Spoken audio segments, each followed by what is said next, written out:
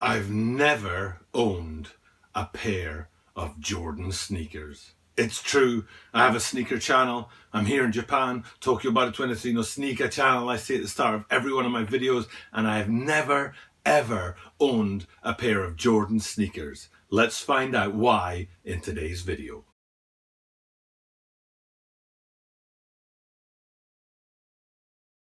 As I said in the introduction, today's video is all about explaining to you, the viewer, why I have never owned a pair of Jordans, and why I'm telling you that right now at this point in my career as a YouTuber is that I promised that when I got to 250 subscribers I'd drop this little secret bombshell on the channel, and that is it, that I've never ever worn a pair of Jordan sneakers. And I could say either way. I could say I've never owned a pair or worn a pair, because it's true, I've never even walked into a shop and tried on a pair of Jordan sneakers. Jordan sneakers have never ever been on my feet, and that is an unbelievable statement to make for a sneaker channel and for someone who loves sneakers. Now, I'm not going to call myself a sneakerhead because that's not true. Hopefully when I get enough sneakers and I've got a big enough sneaker collection, we can call me a sneakerhead. But right now, as somebody who's never worn Jordans, I think we'll dispense with the idea that I'm a sneakerhead, because it's just not true. But I do want to spend a bit of time explaining to you, the faithful viewer out there, why it is that I've never worn Jordans, and more importantly, what can you do about it? Because you can. You will affect the next 250 subscribers on my channel, because in that period we're going to talk about which Jordans I should buy and which Jordans I should get on foot for the very first time in my life. And I know I have a lot of friends who are sneakerheads and who have big sneaker collections out there. One of them is the son of some man who I'm in touch with often. He's a brother of mine. The brother, totally part of the family as far as I'm concerned, and he doesn't know that I've never worn a pair of Jordans. He's going to be flabbergasted that I could possibly have lived 42 years and never ever worn a pair of Jordans. But that is the case, and I will be explaining that to you. But also, I do want to touch base with sneakerheads out there, and I want you guys to really think about this. If you're a sneakerhead and you're watching this, I want you to really think about the first time you ever wore a pair of Jordans, and if you can still remember. And if you remember what it felt like, and what it felt like to get them in hand, what it felt like to unbox them, what it felt like to get them on foot, what it felt like to walk around in them, what it felt like to go out shopping to buy them, you know, all that kind of nostalgia and that feeling wrapped up in getting your first pair of Jordans. That's what's going to happen to me over the next couple of months as we decide which Jordans I should get for my very first pair of Jordans, and I will get to experience that feeling as a sort of sentient man. I'm sure if I had gotten Jordans at the age of 10 or 12, I would have just worn them, loved them, you know, loved them as a 10-year-old or a 12-year-old does, or even in my teens. But being able to sort of consciously, you know, as an adult, go out there, choose, put them on, feel the materials, feel the fit, feel what they're like on foot for the very first time. I think it's kind of a cool thing to do with you, the viewer. And I hope my sneakerhead friends out there will engage with me on it and be like, oh man, Tokyo Butter, your first pair of Jordans, they should be X, they should be Y.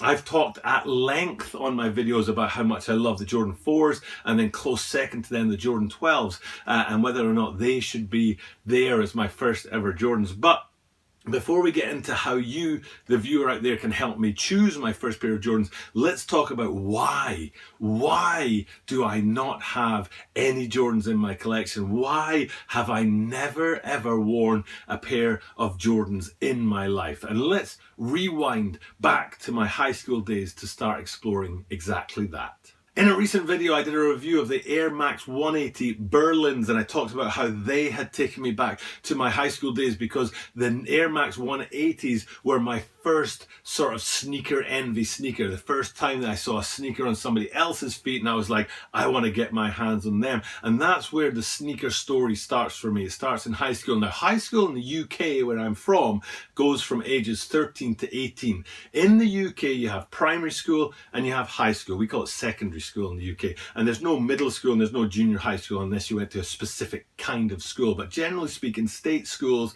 primary school, high school, or secondary school, whatever you want to call all that. So for me, those ages of 13 to 18 was when I first got interested in sneakers and started looking at sneakers, and those Air Max 180s was my first sneaker envy.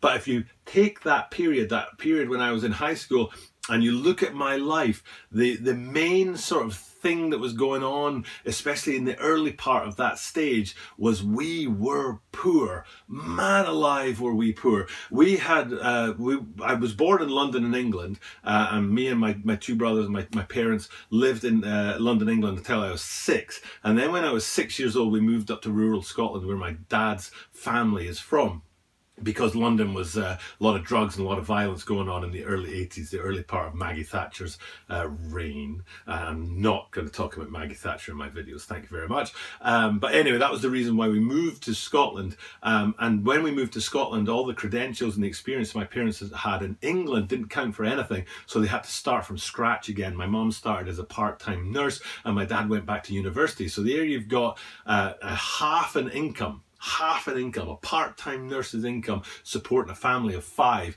and we were poor. And what we used to say is that we'd eat soup with forks to make it last longer. That's the kind of poorness that we were living. I wouldn't say poverty, you know. We had shoes on our feet, we had clothes on our back, you know, we had a car and things like that. It wasn't as if we had to walk 20 miles to get to school and things like that, you know, or we had to share like one piece of bread between the 5 members of the family. It wasn't as, we weren't below the poverty line, but we were poor, and definitely brand sneakers or brand anything were out of the question. I remember a car that we had at the time, and I'll pop up here. In fact, I probably popped it up a while ago because I've been talking for a bit already, but a photo of the council house that I used to live in, because we lived in a council property. I don't know what you call it in the States. Council house, it's government housing, is that what they call it? So the council house that we live in is up there. And I remember we had this car, and behind the driver's seat where I used to sit, you know, 3 brothers on the back seat, and there was literally a hole in the floor, and you could see the asphalt of the road below as the car was driving by. That's how poor we were. But yes, anyway, we were poor, we were not rich, and then I got my first sneaker envy, which was the Air Max 180s, and it wasn't until I was about 17 that I was able to actually get enough money together on my own to buy Air Max 93s, the first 270s, which I actually have another pair right now that I bought for my 40th birthday, and it's sort of, I don't know, a nostalgic buy. I couldn't afford a BMW, so I bought a pair of Nikes. So that was high school, and in amongst that, so one part of the reason why as a young person I didn't wear Jordans was because we couldn't afford them, and I'm sure a lot of viewers out there will relate to that. They are not cheap sneakers, and you can't, if you've only got one pair of sneakers in your collection, you can't afford it to be a pair of sneakers that you're not going to make a mess of. You know, I was up in the woods, I was going swimming in rivers, you know, cycling, I was you know, playing football and stuff like that. So there's no way my parents would have been able to pay hundreds of pounds for a pair of sneakers that I would then proceed to destroy in a heartbeat. So that's one half of it. And the other half of it, and this is for the Americans out there, or North Americans perhaps, what you guys perhaps should understand is that as a European, we were definitely much more about the Air Max than the Jordans in the 90s. Much more. The Air Max line was absolutely everywhere. It was huge. And the Jordan line, not at all. We have no basketball culture in the UK or Europe in general at all. There's just no basketball culture at all. Any that we do have is imported from the NBA. So you don't have that culture ingrained into people's consciousness. So the whole basketball thing, the Michael Jordan thing, which we're aware of and we understand what an iconic sportsman he was and continues to be, but it didn't sort of filter into the regular culture of the time, whereas Nike Air Maxes did. Holy moly, Nike Air Maxes were the big sneaker when I was in high school. So you've got those two things there. You've got, one is that the money's not there, and then two is that if the money is there, it's Air Maxes that people are going for and that I went for at that age. So you don't really have that high school foundation for Jordans to build from. So that's part one. Then part two is I went to university and of course continued buying sneakers, and usually Air Maxes or sometimes Puma, often Adidas as well, Adidas being a German brand, Germany, Europe very much UK until March 29th perhaps, but Brexit aside, Adidas and Air Maxes in general, much higher up in the sort of pantheon of sneakers in Europe in general, and specifically Scotland, when I was young compared to the Jordan line, and then university as well. But then after university at the age of 23, it's very soon after graduating, I came here to Japan, and I've lived in Japan for 20 years, and again that whole Jordan culture had slipped by me, and I was very much into my sneakers and very much into Adidas and into the Air Maxes, as I said already, and any other sneakers. But Jordans to me were specialist things, and they were very, I don't know, they weren't something that came into my cultural sphere in a way until 2016, when my good friend, let's call him my good friend, he's not a friend, it's something else, but I'll call him my good friend, Shoe Butter. Anyone who knows Shoe Butter out there, he had his own channel called The Butter Movement, and he and I, we got connected really closely, and I started dropping content on the Shoe Butter channel. I dropped actually 3 different videos for the Shoe Butter channel there, and that got me really interested into serious sneakers, and that's where my sort of awareness of Jordan kind of kicked in at the age of, I don't know, 38 or 39. So I'm way behind the curve in terms of where I am in that Jordan story. A lot of my viewers out there, a lot of the American viewers out there started their love of Jordans in high school. But here I am at the age of 39, now I'm 42, but at the age of 39, finally getting into that culture of Jordans and understanding kind of the iconicness of the Jordan line, and getting a taste for the history. So that was back in 2016. 2016 and 17 dropped content for the Butter Movement, but then my daughter was born in 2017, and that took up a lot of my time, took me away from the Butter Movement, and while I was away, the Butter Movement channel actually got shut down, so I lost my connection to the Butter Movement and to that serious sneaker sort of culture there. And that's when my daughter was finally about a year old. I thought, right, well, you know what, I really want to get into that, I'm going to start my own channel, and here we are today, talking about a 23, passing that 250 subscriber mark, and finally I can kind of take a serious look at Jordans and seriously think about getting them for myself for the very first time.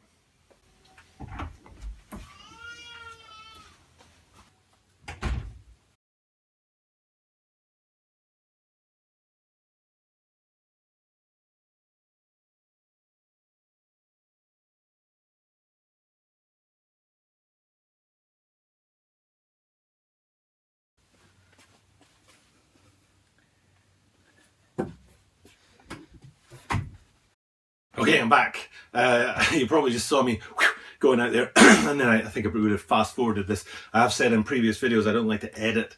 I want to just sort of be, authentic, if you like. And you could hear my little chipmunk, my little girl, calling me as she woke up from her afternoon nap there. So she's taken care of, and I kind of rushed that last bit of the video because I could hear her sort of crying and grumbling away.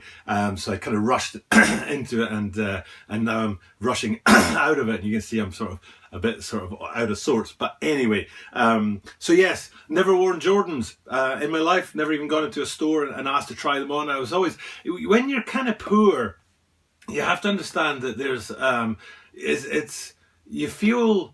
It's really hard to explain, and maybe guys out there, if you did grow up poor, maybe you'll relate to this, maybe not. But I always found it difficult to go into stores and look at things that I knew I couldn't buy, and I always felt like the store clerks could see through me, and would be like, "What are you doing here? Why are you trying those on?" sort of thing. There was I don't know, maybe it's a class system thing, I don't know, but I always felt really conscious and self-conscious of going into stores and looking at things that I knew I couldn't buy. And even now, I still don't like to do it. But I probably should just put that aside and be like, I'll go in and try on a pair of Jordan, 4s, Cactus Jacks or something like that. Even if I know I'm not going to buy them, I still want to see them, put them in hand and experience it. And I'll just, maybe I should be a bit more selfish, shall we say, about doing those kind of things. But anyway, enough.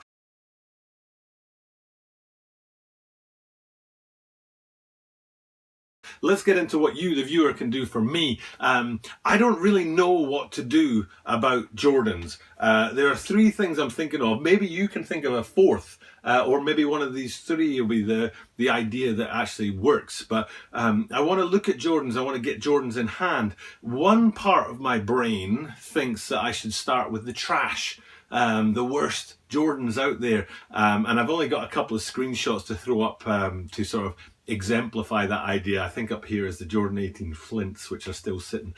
Maybe I should start with something like that, because I don't have a full appreciation of what a Jordan is. And if I start with the trashy stuff and work my way up to the good stuff, when I get to the good stuff, then I'll know why it's the good stuff, you know? So that's one potential way that we could do this, with this kind of Tokyo Butter 23 getting Jordans for the first time and building his Jordan collection. Another way that we could do it is either start at 1 and work our way up to 33, or start at 33 and work down to 1. Both are also options, and you know, we could start with the 33s, which, you know, kind of reiterates point number 1, trash, and work our way through that. Or you know, we could even just go straight in there with the best stuff and start at the top of the tree. I'm like I say, I'm a fan of 4s and 12s, but I've never had them on feet, and I could go straight in there, bang, and go at number 1, just start right at the top of the tree and work my way down. That's another option. I don't really know the best way to do it. So what I need from you, the viewer, is advice and suggestions. What do you think is the best way for us together to experience me getting Jordans for the first time? Do you think it's best if we start with 33s and work our way down to 1, start with 1 and work our way up to 33, start with the good stuff and work towards the bad stuff, start with the bad stuff, work towards the good stuff? You know, all options are possible. You know, it could alternate, could do a really rubbish one and then do a really good one perhaps, but I'd really like your input, especially sneakerheads out there. Think back to when you got your first Jordans, and if you have something that really stood out to you about getting your first Jordans that you'd like to replicate with me, or something you wish you had done that you didn't do, which you could suggest is a good way of doing it for me as well. But anyway, bottom line is, I'm starting this 250 subscriber point is the point at which we start exploring Jordans for butter. For Tokyo Butter 23, we're going to talk about me getting Jordans in hand and on foot for the very first time in my life, and I really want to do that together with my viewers out there and together with the channel. So that's the whole thing. You know, I'm 42 now. I've got more money than I've had before. I'm still not a rich man, so I'm not going to buy all 33 Jordan sneakers at once and try them all on one after the other. That's not going to happen. But you know, I think we can make something of this and take this sort of journey through Jordans together, and I think it'll be quite interesting. So if you have any recommendations or suggestions on a place to start high and work low, start low and work high, anything like that, let me know in the comments down below. And please stick with me and enjoy this journey as we go and investigate Jordans. Somebody, can you imagine what it's going to be like when I open my first ever box of Jordans ever, and I've got them in hand, when I'm actually putting them on my feet? I'm going to video all of that, me walking around with Jordans on my feet for the first time. I'm sure I'm going to be smiling like a, you know, I try not to cuss on my channel, so I'll just leave you to fill in that blank. But you know, can you imagine what that's going to be like? The very first, like opening that paper in the box and seeing my own first Jordans for the very first time, pulling them on my feet, slipping them on, tying up the laces, trying the different laces that usually come with different Jordans when you get, you know, blue ones and black ones and whatnot, and all of that, you know, feeling that leather for the first time. All of those things are going to be great things that I am going to record and video and do together with you as a channel. I'm really looking forward to it, so I really hope you stick with me as I do that. Take my literal and figurative first steps along the journey of getting Jordans for Tokyo Butter 23. So that's the explanation of why I don't have Jordans in my collection, why I don't have Jordans on feet, and why I've never even worn a pair of Jordans in my life. I hope you appreciate my honesty. I hope you appreciate the journey that I'm going to be going on over the next few months. If you do, hit me up with a comment, hit this subscribe button down below, and let's just enjoy seeing where this goes, because I have no idea right now. It's going to be fun. I'm going to enjoy it, and that's the main point. But I still will come in every day and do these reviews, still will bring you that content every single day. Tomorrow, I think, let me see, what's coming tomorrow? Oh, that's right. We're talking about the clays, the Yeezy clays that were delayed. I did a review a couple of weeks ago, but they were delayed, and we can actually have some better pictures to look at the Yeezy 350 clays that are dropping tomorrow, I think. So tomorrow that will be coming content for you tomorrow, as it is every single day. And I look forward to checking in and checking out with you guys. And I look forward to your comments about how we should proceed. It's going to be fun. It's going to be exciting. It's going to be interesting. And I look forward to doing it together, starting with you tomorrow.